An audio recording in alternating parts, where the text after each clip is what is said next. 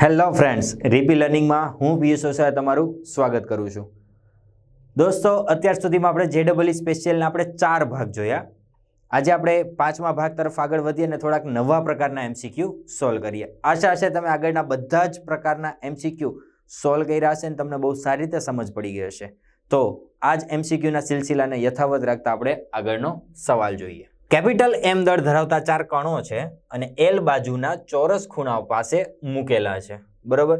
Sir તું આકૃતિ બનાવી, નહીતર મને ખબર નહીં પડે. તો આપણી પાસે એક ચોરસ છે, એમ દળના 4 કણો છે. તો અહીંયા 1 2 3 4 કેવો છે? કેપિટલ એમ દળ. ઓકે, 4 કણો છે ને એલ બાજુના ચોરસ ખૂણાઓ પાસે છે, એટલે એલ બાજુઓની લંબાઈ છે. આને કારણે ચોરસના કેન્દ્ર પાસે એટલે કે અહીંયા ગુરુત્વીય સ્થિતિમાન કેટલું હશે? બરાબર છે. હવે આકૃતિ ચોરસ છે અને દળ પણ સમાન છે અને અંતર પણ સમાન છે, એટલે જે પણ ગુરુત્વીય સ્થિતિમાન મળશે, એક વડે જે મળશે એના ગુણ્યા હું 4 કરી દઉં એટલે મને કુલ ગુરુત્વીય સ્થિતિમાન મળી જશે. બરાબર ને? સ્વાભાવિક વાત છે.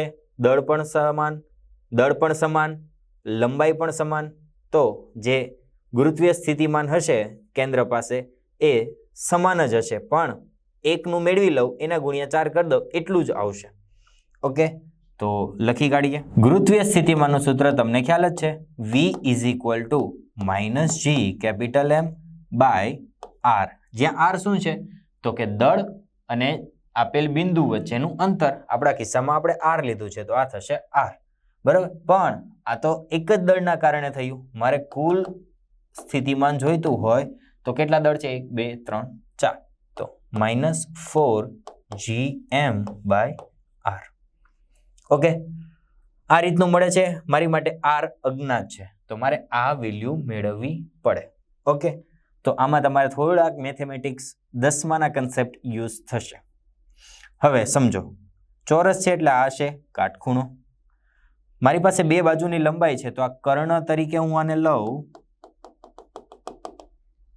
તો મને આખી લંબાઈ મળી જશે. બરાબર? અને ચોરસમાં આ જે વિકર્ણ છે એનો અડધો ભાગ કરું, એટલે કે વિકર્ણ બાય 2 કરું, તો મને આ કેન્દ્રથી શિરોબિંદુ સુધીનું અંતર મળી જાય. ઓકે, તો સૌથી પહેલા આ કાટકોણ ત્રિકોણને ધ્યાનમાં લઈએ, તો આ મળશે એ હશે L² પ્લસ L² અને આખાનો અંડરરૂટ એ આવશે 2L². એટલે ફાઇનલી જે કિંમત મળશે એ આવશે √2L. ઓકે, વિકર્ણની લંબાઈ. પરંતુ મારે આખા વિકર્ણની જરૂર નથી, મારે તો મધ્ય બિંદુ જોઈએ છે. અને તમને ખ્યાલ છે ચોરસના ગુણધર્મો વિશે તમે જાણતા જ હશો કે ચોરસનું મધ્ય બિંદુ એ વિકર્ણના મધ્ય બિંદુ એ જ હોય છે. તો R = વિકર્ણનો લંબાઈ છે √2L એના છેદમાં 2. ઓકે, હવે આપણે 2 ને આપણે √2 વડે પણ બતાવી શકીએ.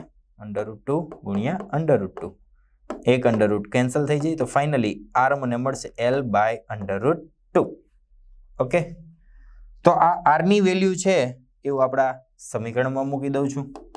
તો -4gm અને R ને બદલે છે કેપિટલ L અને ઉપર આવશે √2. તો ફાઇનલી મને કંઈક જવાબ મળે છે -4√2gm બાય L. ઓકે, તો આવો કોઈ ઓપ્શન છે નહીં, તો ફરી પાછું આપણે થોડુંક આમાં સાદું રૂપ આગળ વધારીએ. તો 4 બહાર છે, જો એને હું અંડરરૂટમાં લઉં તો કેટલા બની જશે? 16. બરાબર ને? મેં કાંઈ નવું નથી કર્યું. આ અંદર જશે અંડરરૂટની અંદર તો 16 હોય. ઊંધી પ્રોસેસ થોડી કરેલી છે. જો અંડરરૂટમાં 16 અને 2 હોય, બંનેનું અલગ અલગ અંડરરૂટ આપું તો 4 બની જાય ને આ √2 રહે. તો એ જ રીતની પ્રોસેસ છે. ઉલટી પ્રોસેસ પણ ક્યારેક વાપરવી પડે. ઓકે, તો હવે ફાઇનલી મને મળે છે -32gm by L. Okay, yes, option A. બહુ સારો એવો એક્ઝામ્પલ હતો, પણ થોડીક બેઝિક ઇન્ફોર્મેશન જો તમને યાદ આવી જાય તો તમારો બેડો પાર થઈ જાય. કે એમ દળ ધરાવતા 4 કણો હતા જે ચોરસના શિરોબિંદુ પાસે મૂકેલા હતા. અને ચોરસની બાજુની લંબાઈ L હતી. તો આના કારણે ચોરસના કેન્દ્ર પાસે ગુરુત્વીય સ્થિતિમાન કેટલું છે? બરાબર. હવે દળ સમાન છે, અંતર પણ સમાન છે અને ચોરસ છે. તો એક દળ અને બિંદુ વચ્ચે જે ગુરુત્વીય સ્થિતિમાન હશે એ જ આ બાકીના દળ વડે અનુભવાશે. હવે એક દળને કારણે જે સ્થિતિમાન મળશે એ દળ અને લંબાઈ સમાન હોવાના કારણે ચારેયને લીધે સેમ જ મળશે. તો એક હશે એના ગુણ્યા હું 4 કરી દઉં તો મને કુલ સ્થિતિમાન મળી જાય. મારી પાસે G છે, M છે, પણ R નથી, એટલે કે દળથી કેન્દ્ર સુધીનું અંતર નથી. મારે મેળવવું પડે. કઈ રીતે મેળવશું? તો આ ચોરસ છે, આ કાટખૂણો હોય તો અહીં પાયથાગોરસનો નિયમ લાગુ પાડી શકીએ. L² બેયનો સરવાળો ને બે અંડરરૂટમાં તો √2L. ઓકે, કઈ વાંધો નહીં. પણ આખો વિકર્ણ મળ્યો એ ગાંડા, આખો વિકર્ણ મળ્યો. મારે એને બાય 2 કરવા પડે ને તો જ R મળે. તો R =√2L/2. ઓકે, √2 કેન્સલ થઈ ગયા તો L/√2 મળ્યું. તો ફાઇનલી આ રીતે કંઈક મળશે મને. તો પણ આ જવાબ નથી મારો, જવાબમાં કંઈક અલગ છે. તો હું શું કરીશ? આ 4 ને હું અંદર લઈ જઈશ તો એ 16 બની જશે, એટલે 16 દુ 32, એટલે એ જવાબ આવશે. ઓકે, કેપિટલ T આવર્તકાળ અને સરેરાશ ઘનતા D ધરાવતા એક ગ્રહની નજીકની જ કક્ષામાં એક ઉપગ્રહ ભ્રમણ કરી રહ્યો છે. બરાબર. હવે આવી જ્યારે વાત આવે ત્યારે તમને બ્લિંક થઈ જવું જોઈએ કે ગ્રહની નજીકની જ કક્ષામાં એક ઉપગ્રહ પરિભ્રમણ કરી રહ્યો હોય તો જેની કક્ષીય જે અંતર છે ગ્રહના કેન્દ્રથી એની કક્ષાનું જે અંતર છે આપણે એને ત્રિજ્યા જેટલું જ લેવાનું. ઓકે, જો કેપિટલ G ગુરુત્વાકર્ષણનો સાર્વત્રિક અચળાંક હોય તો 3π/g એની વેલ્યુ કેટલી હોય? હવે આવર્તકાળની વાત છે. આવર્તકાળનું સૂત્ર જો તમને યાદ હોય તો વેલ એન્ડ ગુડ. જો ભૂલી ગયા હોય મારી જેમ તો તમારે મેળવી લેવાનું. તો વેગ એટલે આપણા કિસ્સામાં આવશે કક્ષીય વેગ v0 = 2π અને સ્મોલ r નહીં આવે. એમ જ કીધું છે કે ગ્રહની નજીકની જ કક્ષામાં, એટલે આપણે ગ્રહની ત્રિજ્યા જેટલું જ લઈ લઈએ અને ત્રિજ્યા ધારો કે છે r. ઓકે, અને એના છેદમાં આવર્તકાળ. ઓકે, કેપિટલ T ને આપણે કરતા બનાવીએ તો 2πr/v0. ઓકે, v0 નું સૂત્ર છે જ મારી પાસે 2πr √gm અને અહીંયા આવશે √r. આ થઈ T ની વાત. હવે આ અંડરરૂટ હોય ને ત્યાં સુધી મને કઈ મજા ના આવે. બરોબર, એટલે આપણે એને સ્ક્વેર કરી દઈશું. એટલે 4π² r² ગુણ્યા r છેદમાં gm. તો ફાઇનલી કંઈક સૂત્રનું સ્વરૂપ આ રીતે મળે છે 4π² r³/gm. તો આવો કોઈ ઓપ્શન નથી. મારે મેળવવાનું શું છે? 3π/g. તો એવું કંઈ આવતું નથી. પણ હવે જો અહીંયા ઘનતા શબ્દ આપેલો છે, મીન્સ આપણે ઘનતાને આપણે ટર્મમાં ઇન્ટ્રોડ્યુસ કરવી પડશે, કારણ કે ઓપ્શનમાં D છે. તો ઘનતા આપણે દળને બદલે મૂકી શકીએ કે ઘનતા = દળના છેદમાં કદ.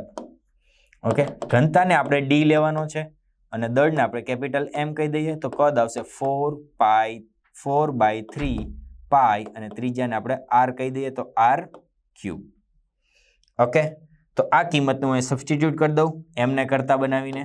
તો t² = 4π² r³ g અને m ની બદલે હું મૂકી દઉં છું d × 4/3π r³. ઓકે, ચલો 4 4 કટ થાય, આ 3 છે એ ઉપર જતો રહેશે, એક પાઈ કેન્સલ થાય, આખો r³ કેન્સલ થાય. તો હવે મારી પાસે નવલું નજરાણું બહુ સારું એવું નાનું સમીકરણ મળી ગયું. શું મળ્યું? 3π/ અહીંયા તો બધું ભૂહળીઓ વળી ગયો એટલે gd. ઓકે, તો શું મેળવવાનું છે મારે? 3π/g. 3π/g મળી ગયું, પણ આ d વધારાનું છે તો સામે ગુણી દઈએ. Finally 3π/g =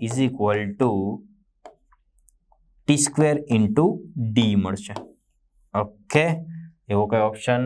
t², yes, t² × d. બરાબર.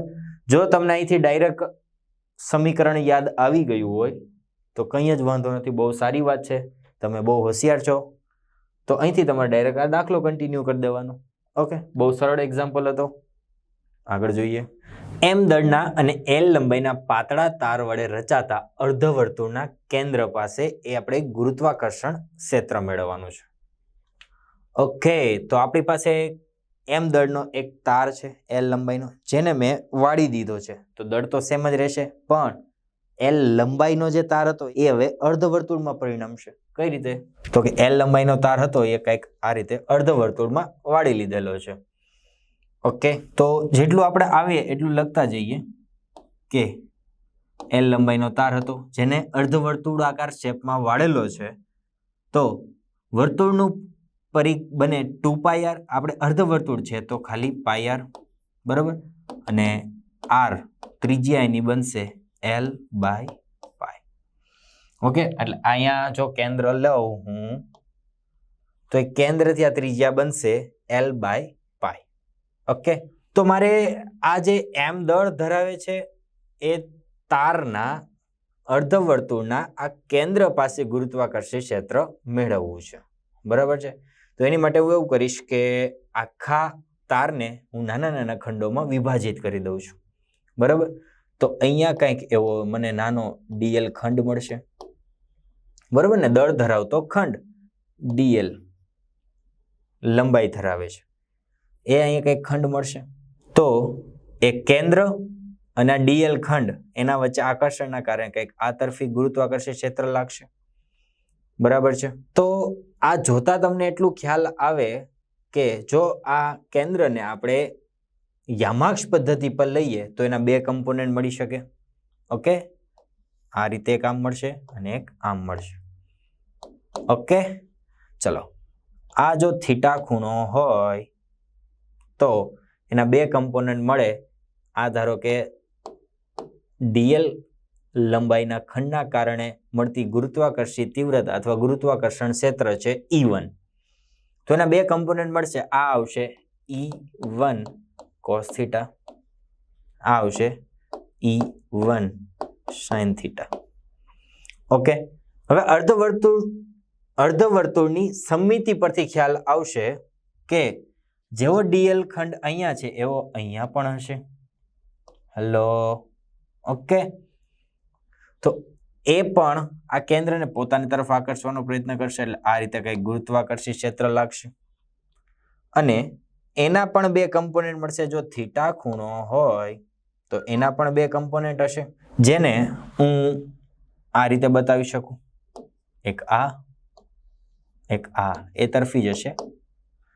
ટૂંકમાં જે મને બે કમ્પોનન્ટ મળશે એ મળશે. ધારો કે આ E2 તીવ્રતા લઉં હું તો આવશે E2 sin થીટા, આ આવશે E2 cos થીટા. પણ તમે જુઓ તો લંબાઈ પણ સરખી, અંતર પણ સરખું, દળ પણ સરખું. તો E1 અને E2 સરખા અંતર હોવાના કારણે સમાન થાય. તો E2 cos થીટાને બદલે આપણે 2E1 cos થીટા પણ લઈ શકીએ. અને આ બંને સમાન મૂલ્યના પરસ્પર વિરુદ્ધ દિશાના હોવાથી એકબીજાની અસરને નાબૂદ કરી દેશે. ઓકે, તો ફાઇનલી મને જે ગુરુત્વાકર્ષણ ક્ષેત્ર મળશે એ કંઈક હશે DE જેટલું. બરોબર ને, સૂક્ષ્મ જ હશે કારણ કે આપણે સૂક્ષ્મ ખંડો જ લીધેલા છે. એ હશે કોના? 2E1 cos theta. ઓકે, આપણે E1 આપણે આની પરથી મેળવી શકીએ. તો G દળને, સૂક્ષ્મ દળને હું dm કહી દઉં છું, છેદમાં અંતર છે ત્રિજ્યા જેટલું, એટલે કે r² જેટલું, અને cos થીટા. આ રીતનું કંઈક છે મારી પાસે. ઓકે, r તો છે મારી પાસે, dm નો પ્રોબ્લેમ આવે છે. તો ક્યાં કરેંગે? તો આપને ખ્યાલ છે કે ઘનતા બરાબર દળના છેદમાં, આ કિસ્સામાં કદ નહીં આવે, લંબાઈ આવશે. બરાબર ને, એટલે રેખીય ઘનતા છે. ઓકે, ઘનતાને ચાલો હું લેમડા કહી દઉં છું. તો લેમડા ઇઝ ઇક્વલ ટુ, દળ આપણે સૂક્ષ્મ છે તો તો dm આવશે અને લંબાઈ પણ dl છે તો dm is equal to lambda into dl આવું લખી શકીએ. તો ફાઇનલી ચાલો લખીએ 2g lambda dl by R square cos theta. પાછો મારો હળો પ્રોબ્લેમ આવ્યો. શું આવ્યો? dl પણ નથી આપણી પાસે. તો આપણે શું કરીએ? ચાલો હું બતાવું છું કે આ dl છે, બરાબર? આ dl છે એ કંઈક આ રીતે આમ સૂક્ષ્મ ખૂણો d થીટા બનાવશે, હા કે ના? બરાબર. અને તમારી પાસે ધોરણ 11 નું એકમ અને માપનનું સૂત્ર છે કે ખૂણો ઇઝ ઇક્વલ ટુ ચાપના છેદમાં ત્રિજ્યા. ઓકે, ખૂણો છે d થીટા, ત્યારે ચાપ છે dl જેટલી અને ત્રિજ્યા છે r. તો dl is equal to r d theta. Okay, તો dl ને બદલે મૂકી દઉં 2g લેમ્બડા, dl ને બદલે છે r d theta by r square cos theta. ઉડતું એટલું ઉડાડો, r ઉડે છે. Finally 2g lambda d theta by r cos theta.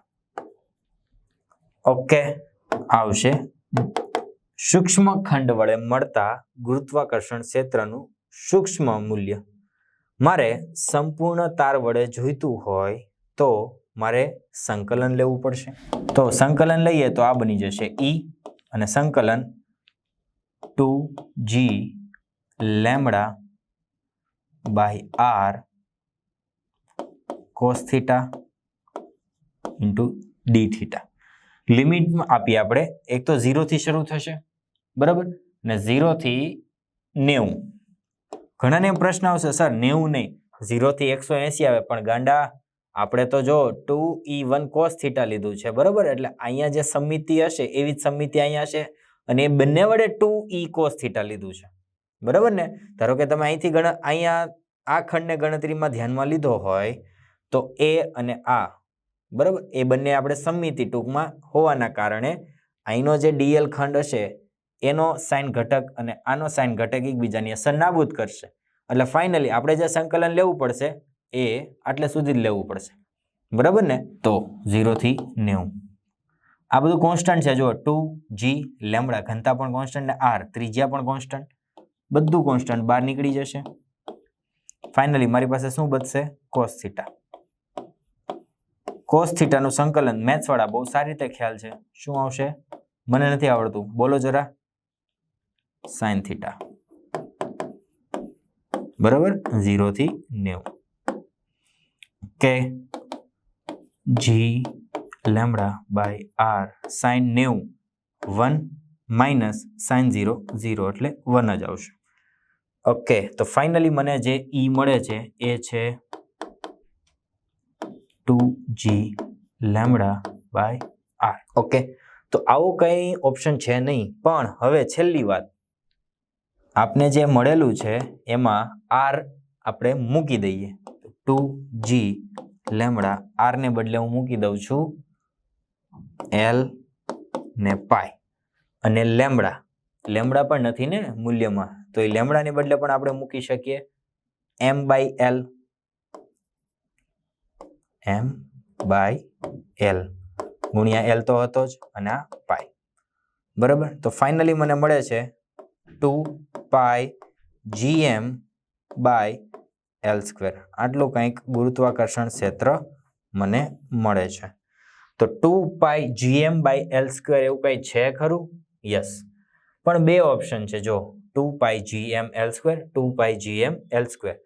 દિશા જોયો તો ફરક ક્યાં છે? હવે દિશામાં તો તમે શાંતિથી બહુ સરળતાથી કહી શકો કે એની દિશા છે એ છે પ્લસ વાય અક્ષ, બરાબર, કારણ કે પ્લસ એક્સ અક્ષના તો ઘટકો નાબૂદ થઈ ગયા હતા, બરાબર. એટલે સાચો જવાબ છે આપણો ડી, વાય અક્ષ પર 2g pi m by l square. Okay, બહુ સારો એવો, અને તમને કીધું એમ કે ઊંધિયા પ્રકારનો ક્વેશ્ચન હતો. ધોરણ 11ના બીજા ચેપ્ટરના પણ સૂત્રનો ઉપયોગ થયો, થોડોક સંકલનનો પણ ઉપયોગ થયો, અને થોડોક આ આકૃતિ બનાવવામાં કોન્સેપ્ટનો પણ ઉપયોગ થયો. ઓકે, તો મહાશય વાત એવી કરી કે એમ દળના અને એલ લંબાઈના પાતળો તાર હતો, જેને સાવ નવરા હોવા છતાં એ લોકોએ અર્ધવર્તુળાકારમાં વાળી દીધો. તો એના કેન્દ્ર પાસે કહી દીધું કે ગુરુત્વાકર્ષણ ક્ષેત્ર મેળવવાની એ લોકો મેળામાં જતા રહ્યા. ઓકે, તો ચાલો કીધું છે તો કરવું પડશે. તો કેન્દ્ર પાસે ગુરુત્વાકર્ષણ ક્ષેત્ર મેળવવાનું હતું, તો મેં સમગ્ર લંબાઈને નાના નાના ખંડોમાં વિભાજિત કરી દીધું. તો એવો એક ખંડ મેં ધ્યાનમાં લીધો ડીએલ, બરોબર, જે કેન્દ્ર પાસે કંઈક આ તરફી આકર્ષી પ્રકારનું બળ લગાડશે, બરોબર. તો એનો થીટા અહીંયા લઈએ તો કમ્પોનન્ટ મળશે E1 cos theta, E1 sin theta. એવો જ સમમિતિ જોઈએ, અહીંયા અરીસો મૂકીએ તો એવી જ સમમિતિમાં એક બીજો ખંડ અહીંયા મળે છે, બરોબર. જો એના ઘટકો લઈએ તો મળશે E2 sin theta, E2 cos theta. પણ અંતર સમાન છે અને આટલું દળ પણ સમાન છે, તો E1 ને E2 સમાન થાય એટલે 2E1 cos થીટા કહી દીધું. આ બંને એકબીજાની અસરને નાબૂદ કરશે, બરોબર. ઓકે, એલ લંબાઈના તારને અર્ધવર્તુળાકાર શેપમાં વાળેલો એટલે L is equal two 2πr નહીં પણ અડધું છે એટલે πr.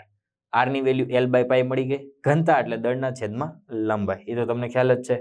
સૂક્ષ્મ ખંડ આપણે ધ્યાનમાં લીધો છે તો લંબાઈ પણ સૂક્ષ્મ હશે, ત્યારે દળ જે મળશે એ પણ સૂક્ષ્મ હશે, પણ ઘનતા તો એઝ ઇટ ઇઝ રહેશે. dm ની વેલ્યુ કંઈક આટલી મળે છે. de કુલ કેટલો તો 2e cos થીટા, બરોબર ને. હવે તમને ખ્યાલ આવી ગયો હશે. 2g dm/r², આપણે e નું સૂત્ર મૂક્યું.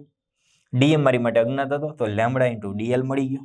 ઓકે, વળી પાછી પડો જણાવી એવી. dl મારી માટે અજ્ઞાત હતો તો dl માટે આપણે આ સૂત્ર મૂક્યું કે ખૂણો ઇઝ ઇક્વલ ટુ ચાપના છેદમાં ત્રિજ્યા. ખૂણો આવશે d theta is equal two dl/r. Okay, તો dl ની વેલ્યુ મળી ગઈ. r ઇન્ટુ d થીટા જે અહીંયા મેં સબસ્ટિટ્યુટ કરી દીધી. ફાઇનલી મને r કટ થઈ ગયો ને આ રીતનો જવાબ મળ્યો. પણ આ તો સૂક્ષ્મ ગુરુત્વાકર્ષણ ક્ષેત્ર છે ને મારે સમગ્ર તાર વડે મેળવવું છે, તો મારે સંકલન લેવું પડશે. તો સંકલનમાં આખી રાશિ લઈશ તો મારે લિમિટ આપવી પડશે. લિમિટ હું 0 લઉં છું. 0 થી મારે કેટલા સુધી? 90 સુધી. 180 નહીં, કારણ કે આપણે જો બે કમ્પોનન્ટ ધ્યાનમાં લીધા છે એટલે અહીંયાથી આમ લીધું હોય તો અહીંયા પણ એવો કમ્પોનન્ટ મળે. એટલે ટૂંકમાં આ અડધોની ગણતરી કરશો ને એટલે આખા તારની ગણતરી મને મળી જશે, કારણ કે આપણે એ જ રીતે વાત કરેલી છે. અહીંયા અહીંયા અહીંયા અહીંયા એ રીતે લેતા જાઓ. ચાલો, આ છે એ મારો આ ભાગ છે, આ છે આ ભાગ છે, અહીંયા તો અહીંયા, એમ કરીને આગળ આગળ આગળ આગળ વધારતા જઈએ. તો અહીંયા 0 લીધો હોય તો જ્યારે 90 ખૂણો થશે તો મારે આખું અર્ધવર્તુળ કમ્પ્લીટ થઈ જશે. એટલે એ રીતે 0 થી 90 આવે છે, બરાબર. આ બધું કોન્સ્ટન્ટ છે, બહાર જતું રહ્યું. કોસ નું આવશે minus sine, sine 90 minus sine 0 એટલે 1. આટલી વસ્તુ મળી. પણ આવું તો કંઈ છે નહીં, તો આપણે આમાં r ની વેલ્યુ મૂકી દઈએ L/π. પણ હજી લેમ્બડા પણ આપણે આપણી રીતે મૂકેલો છે. તો રેખીય ઘનતાને દૂર કરું તો રેખીય ઘનતા એટલે m ના છેદમાં l. એક l તો હતો જ એટલે l² બની ગયો અને m આવી ગયો અને પાઈ એટલે 2πgm/l². પણ એવા મૂલ્ય 2 હતા. તો હવે અલગ ક્યાં પડે છે? દિશામાં. તો તમે જોઈ શકો કે પ્લસ y અક્ષની દિશા હતી. બહુ જ સારો એક્ઝામ્પલ અને બની શકે તો આ સૂત્ર યાદ રાખવાની કોશિશ કરજો. ગમે ત્યારે આવો એક્ઝામ્પલ પૂછાય તો આ તમે મોટી મગજમારીથી બચી શકો અને ડાયરેક્ટ કિંમતો મૂકીને જવાબ મેળવી શકો. ઓકે, આગળનો સવાલ જોઈએ કે આકૃતિમાં દર્શાવ્યા પ્રમાણે દળ m1 m2 ના એકરૂપ ઘનતાના બે સમકેન્દ્રી પોલા ગોળાઓ મૂકેલા છે, બરોબર. તમે આકૃતિમાં જોઈ શકો કે m1 અને m2 ઘનતાના બે કેન્દ્ર સમાન છે એટલે સમકેન્દ્રી છે, પોલા ગોળાઓ મૂકેલા છે. જ્યારે સ્મોલ m દળના કણને a, b અને c સ્થાને મૂકવામાં આવે છે તો જોઈ શકો તમે આ છે a બિંદુ જે ગોળાની બહારની તરફ છે, b બિંદુ કંઈક અહીંયા છે અને c બિંદુ અહીંયા છે, બરાબર. તો આ સ્થાને જ્યારે મૂકવામાં આવે ત્યારે આ ગોળાઓ વડે અનુભવાતા બળ અનુક્રમે કેટલા હશે, બરાબર.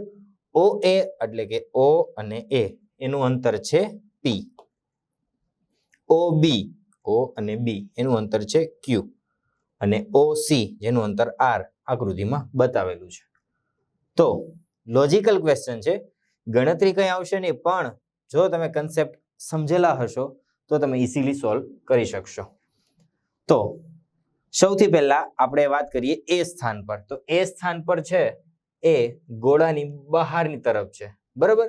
એટલે આવું એવી થઈ ગયું કે સમગ્ર દળ છે એ જાણે કે કેન્દ્ર પર કેન્દ્રિત થયેલું હોય એ રીતે વર્તશે, બરાબર ને? એટલે આખું જે બંને દળ વડે જે ગોળો મળશે એના લીધે એ બિંદુ પાસે કંઈક બળ અનુભવાશે. બરાબર?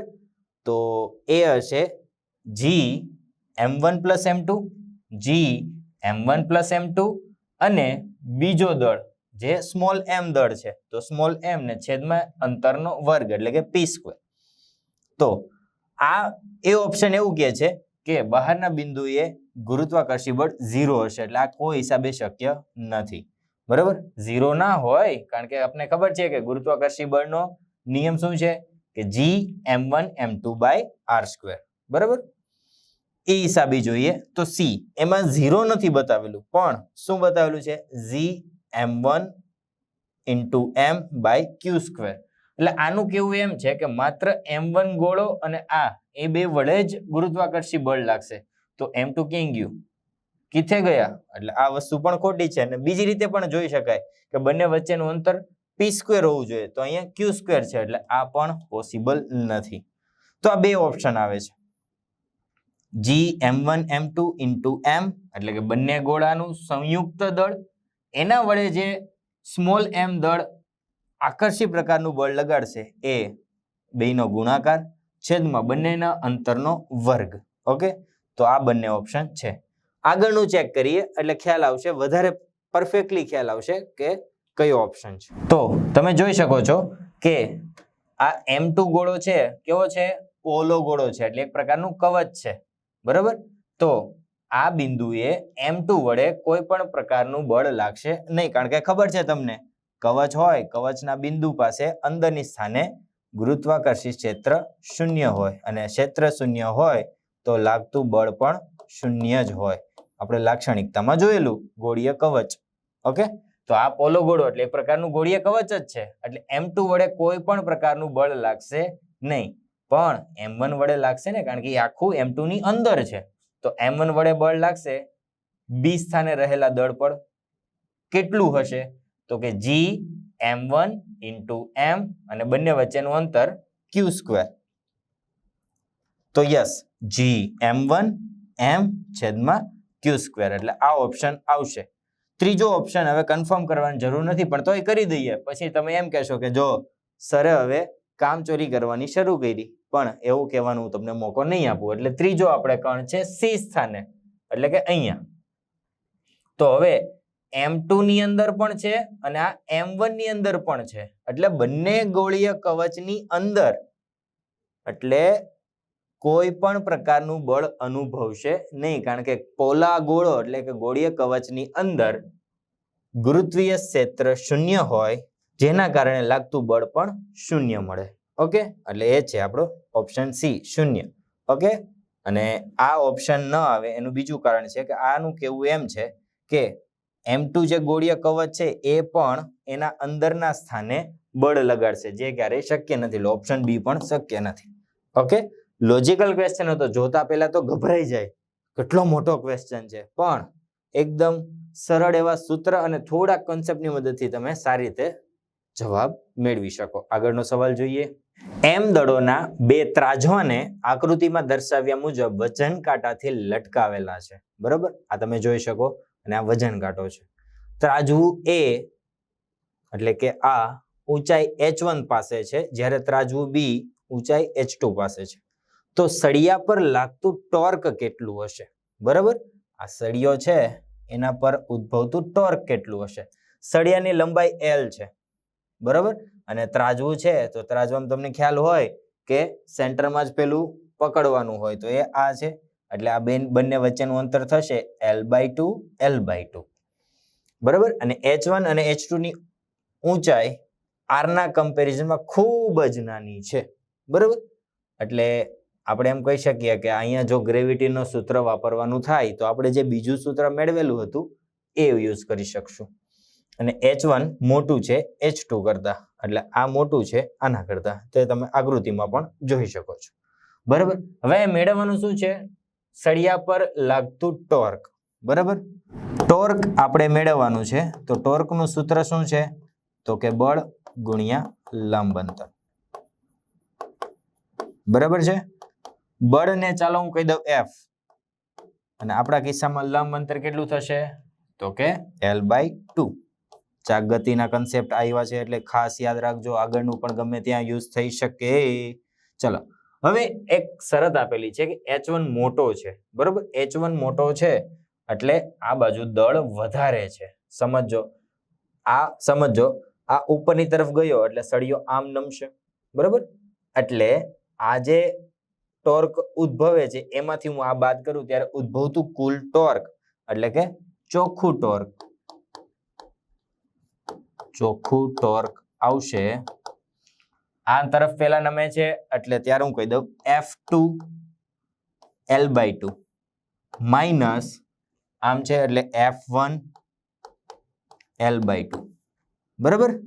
આ રીતનું કંઈક મળે છે. હવે મારી પાસે F1 અને F2 હોવા જોઈએ તો એ અહીંથી મેળવું છું. ચલો F1 એટલે mg1, બરાબર. અને g1 તો શક્ય ક્યારે છે જ્યારે તમને ફિઝિક્સ આવડતું હોય એમ, અને g ગુરુત્વ પ્રવેગ, ત્યારે આ શરત યુઝ કરશો કે H1 અને H2 R કમ્પેરિઝન થી ખૂબ જ H1 અને H2 R ના કમ્પેરિઝનમાં ખૂબ નાના છે, બરાબર. તો અહીંયા આવશે G1 માઇનસ 2H, આપણા કિસ્સામાં આવશે H1/R. એ જ રીતે F2 ની વાત કરું તો F2 is equal to M G2 is equal to M G, same to same આવશે પણ અહીંયા આવશે H2/R. ઓકે, તો torque tau is equal to F2 mg1 minus 2H2/R minus F1 અને F2 આટલું ગુણ્યા L/2 માઇનસ F1 એટલે mg1 minus 2H1/R L/2. Okay, L/2 ને હું કોમન લઈશ તો મારી પાસે શું બચશે, અને mg ને પણ લઈ શકાય તો L/2 ને mg ને હું કોમન લઉં છું તો ફાઇનલી મારી પાસે શું બચશે 1 minus 2H2/R. Okay minus 1 plus 2H1/R. Okay, 1 cut થશે. 2/R ને પણ કોમન લઈ લઉં છું તો કેટલું હતું મારી પાસે L/2 mg, અને હવે હું 2/R ને પણ કોમન લઉં છું તો ફાઇનલી મારી પાસે શું બચશે H1 માઇનસ H2. 2 અહીંયા પણ કટ થશે તો મારી પાસે ફાઇનલી મળશે mg/R H1 માઇનસ H2 ગુણ્યા L. ઓકે, જે છે આપણો ઓપ્શન બી. બહુ સારો એવો અને નવીન પ્રકારનો MCQ હતો, જેમાં એવું કીધેલું કે બે દળોના બે ત્રાજવાને આકૃતિમાં દર્શાવ્યા મુજબ વજન કાંટાથી લટકાવેલા છે. વજન કાંટો જોયો હોય તો એમાં જે પકડવાનો જે દર્શક વાળો કાંટો હોય એક્ઝેક્ટ સેન્ટરમાં હોય, જે આપણે અહીંયા બતાવેલો છે. ત્રાજુ એ ઊંચાઈ H1 પાસે છે, ત્રાજુ બી ઊંચાઈ H2 પાસે છે. તો આપણે ઉદ્ભવતું ટોર્ક કેટલું હશે, તો ટોર્ક એટલે તમને ખબર છે બળ ગુણ્યા લંબ અંતર, બરાબર છે. તો બળને આપણે F વડે કહી દઈએ ને લંબ અંતર છે L/2. પણ ચોખ્ખું ટોર્ક કે આ બંને દળ છે ને, બંને દળને કારણે કંઈક બંને પ્રકારનું ફોર્સ લાગશે અને એ ફોર્સના લીધે ટોર્ક ઉદ્ભવશે. તો આપણે એ જોવાનું કે કઈ તરફ વધારે બળ લાગે છે. તો એક શરત આપેલી છે H1 મોટું છે H2 કરતા, તો આ હાઈટ પૃથ્વીની સપાટીથી આ હાઈટ વધારે છે અને આ ઓછું છે, ટૂંકમાં આ બાજુ વજન વધારે છે. તો એ તરફ લાગતા બળને કારણે ટોર્ક વધુ ઉદ્ભવશે. એટલે આપણે F2 × L/2 minus F1 × L/2 આ છે આપણું ચોખ્ખું ટોર્ક, બરાબર. F1 અને F2 ની કિંમત આપણે મેળવી દીધી. અહીંયા G1 આવેલો હતો. G1 ની આપણી પાસે પૃથ્વીની સપાટીથી ઊંચાઈ વાળું સૂત્ર છે, પણ આપણે એક શરત એ પણ આપેલી છે કે H1 અને H2 R ના કમ્પેરિઝનમાં બહુ જ નાના છે, તો આપણે આ સૂત્ર મૂકશું. ફાઇનલી એનું સાદુરૂપ આપીને સમીકરણ આપ્યું એટલે ફાઇનલી આપને જવાબ મળી ગયો બી. ઓકે, બહુ સારો એક્ઝામ્પલ હતો. આગળ વધીએ. કઈ ઊંચાઈએ ગુરુત્વાકર્ષણને લીધે પ્રવેગ એટલે કે ગુરુત્વ પ્રવેગ પૃથ્વીની સપાટી પરના ગુરુત્વાકર્ષણને લીધે પ્રવેગ જે મળે છે એટલે કે ગુરુત્વ પ્રવેગના 25% જેટલો થશે. ઓકે, તો અમુક ઊંચાઈ પર જે ગુરુત્વ પ્રવેગ મળે છે જેને હું જી ડેશ કહી દઉં છું, એ જી ડેશ પૃથ્વીની સપાટી પર મળતા ગુરુત્વાકર્ષણના 25% જેટલું, એટલે જી ગુણ્યા 25%, આવું કંઈક છે. બરાબર, આને ટકાવારી જે છે એટલે બાય 100 એટલે 25 100, એટલે નવો જે h ઊંચાઈ પાસેનો ગુરુત્વ પ્રવેગ હશે એ પૃથ્વીની સપાટી પરના ગુરુત્વ કરતા ચોથા ભાગનો હશે. બરાબર, હવે આપણે ઊંચાઈ મેળવવાની છે, તો હવે જી ડેશ અને જી એમાં આપણે કિંમતો મૂકી દઈએ. G by 1 plus h by r નો વર્ગ is equal to G by 4.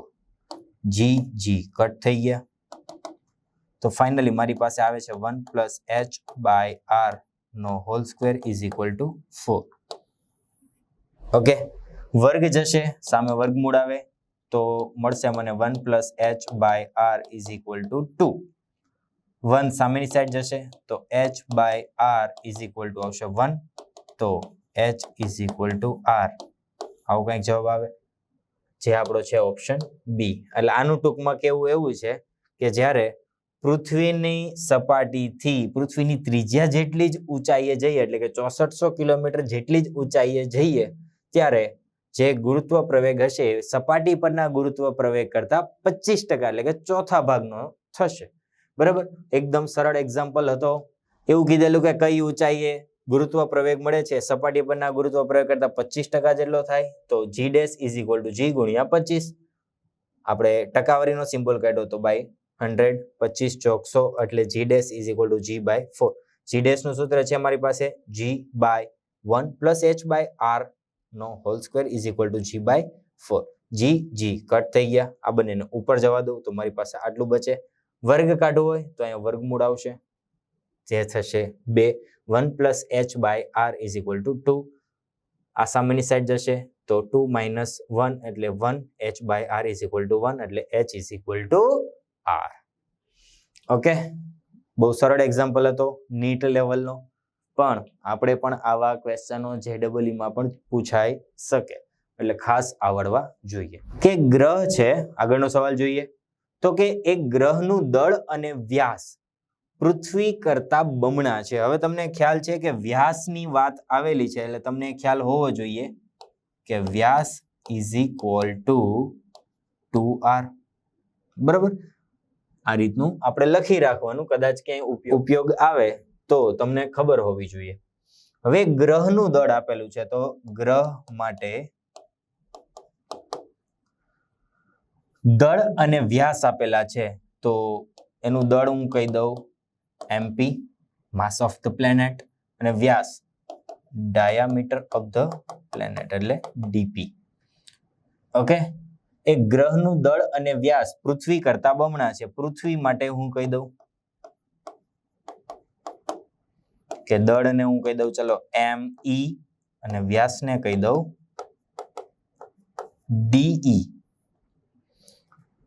Finally હવે આપણે શું આપેલું છે એ જોઈએ, તો કે ગ્રહનું દળ એટલે કે mp એ પૃથ્વી કરતા બમણું છે, તો આમ કહી શકાય, અને વ્યાસ પણ, તો dp is equal two 2de.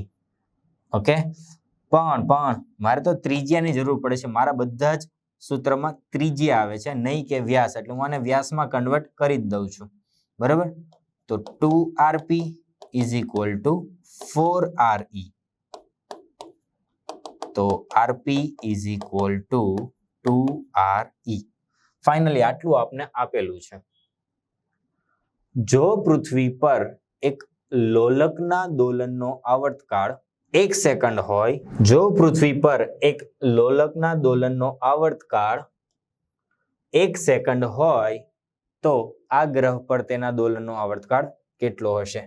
તો તમને લોલક એટલે કે સરળતાવર્ત ગતિના સૂત્ર આવડવા જોઈએ, પણ જો ન આવડતા હોય તો હું તમને કહી દઉં કે આવર્તકાળ 2π = √L/g આ સૂત્ર વડે આપી શકાય. બરાબર. હવે આ સૂત્રમાં છોકરાઓ જો તો કે 2π તો કોન્સ્ટન્ટ છે, લંબાઈ લોલકના દોરીની લંબાઈ પણ કોન્સ્ટન્ટ છે, તો ચલ માત્ર એટલા છે કે ટી ચલે છે 1/√g. બરાબર. હવે હું પ્લેનેટ અને અર્થ માટે આ સૂત્ર લખું છું. તો પ્લેનેટ માટે લખું ત્યારે અંડરરૂટમાં છેદમાં GP આવશે અને જ્યારે અહીંયા TE લખું ત્યારે ઉપર આવશે GE.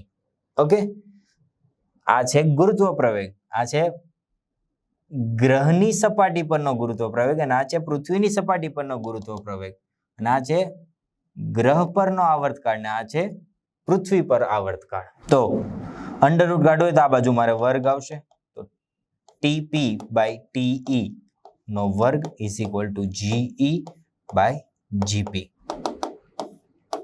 ઓકે, તો TP/TE નો square is equal to GE નું સૂત્ર લખી દઉં, કેપિટલ GME/RE સ્ક્વેર ગુણ્યા GP નું GMP/RP સ્ક્વેર. GG કટ થઈ ગયા અને આપણી પાસે થોડીક વેલ્યુઝ પણ છે એ પણ મૂકી નાખીએ. તો TP/TE નો વર્ગ કેટલો આવશે ME, તો એ તો આપણે ME જ લખશું. RP, તો RP છે તમે જો તો 2RE એટલે કે 4RE સ્ક્વેર જેટલો થશે. RE સ્ક્વેર તો એઝ ઇટ ઇઝ. અને MP આપેલું છે મધ્યપ્રદેશ છે 2ME. ये काट डालेगा, 2 दूनी 4, आ पण काट डालेगा. तो फाइनली मने TP/TE नो वर्ग કેટલો મળે છે 2 જેટલો. બરાબર. વર્ગ નીકળશે તો વર્ગમૂળ આપતું જશે, સામેની સાઈડ વર્ગમૂળ આવશે √2. હવે અહીંયા એક વસ્તુ કીધેલી છે કે પૃથ્વી પર લોલકના દોલનનો આવર્તકાળ એટલે કે પૃથ્વી પર આવર્તકાળ કેટલો છે 1 સેકન્ડ હોય. બરાબર. તો TP બાય આવશે 1/√2. તો ફાઇનલી જો પૃથ્વીની સપાટી તો પૃથ્વી પર લોલકના દોલનનો આવર્તકાળ 1 સેકન્ડ હોય તો ગ્રહ પર લોલકના દોલનનો આવર્તકાળ હશે √2. એ છે ઓપ્શન એ. ઓકે, ખૂબ જ સરળ એક્ઝામ્પલ હતો જો તમને ટાઈમે જ આ સૂત્ર યાદ આવે તો. બરાબર. બહુ સરળ વાત કરેલી હતી કે ગ્રહ અને એક ગ્રહનું દળ અને વ્યાસ પૃથ્વી કરતા બમણા હતા, તો આ છે દળ અને આ છે વ્યાસ, એ છે પૃથ્વી કરતા બમણા. બરાબર. પણ વ્યાસ છે એટલે મારે પહેલેથી જ ત્રિજ્યામાં કરી નાખવાનું, પાછળથી કઈ ઘણા વિદ્યાર્થી એ રીતની ભૂલ કરે છે, અહીંયા by2 કરી દે તો પણ પ્રોબ્લેમ આવે. જો કે આ કિસ્સામાં પ્રોબ્લેમ નહીં આવે કારણ કે by2 કરશો ઉડી જશે, ફાઇનલી એ જ જવાબ મળશે. પણ આગળ જ્યારે ક્યાંય આવું કઈ એક્ઝામ્પલ હોય અને જો ઇફેક્ટ કરતો હોય એટલે તમારે ખાસ ધ્યાન રાખવું. બરાબર.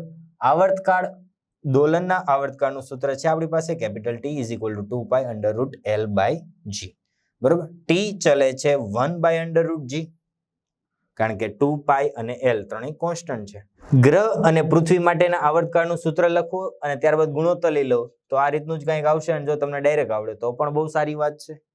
ઓકે, અંડરરૂટ કાઢો તો અહીંયા વર્ગ આવશે, તો TP/TE નો વર્ગ ઇઝ ઇક્વલ ટુ GE/GP. બરાબર. GE/GP નું સૂત્ર મૂકી દઈશ અને મારી પાસે જે કિંમતો છે એ મૂકીને સાદુરૂપ આપું તો મને ફાઇનલી જવાબ મળશે √2. આશા છે કે આજે JEE સ્પેશિયલના 5મા પાર્ટમાં થોડાક નવા પ્રકારના MCQ જોયા જે તમને બહુ સારી રીતે સમજ પડી ગઈ હશે અને તમારે જાતે પણ પ્રેક્ટિસ કરવાના છે કારણ કે કેલ્ક્યુલેશનમાં તમે ક્યાં ભૂલ કરો છો જો તમે જાતે ગણશો તો જ તમને સમજાશે. ઓકે, તો આગલી વખતે મળીએ ત્યારે નવા પાર્ટ સાથે, નવા MCQ સાથે મળીએ. ત્યાં સુધી લખતા રહો, વાંચતા રહો, મહત્તમ MCQ સોલ્વ કરો અને કંઈ પણ ક્વેરી જણાય તો અમારો સંપર્ક કરો. Okay, all the very best.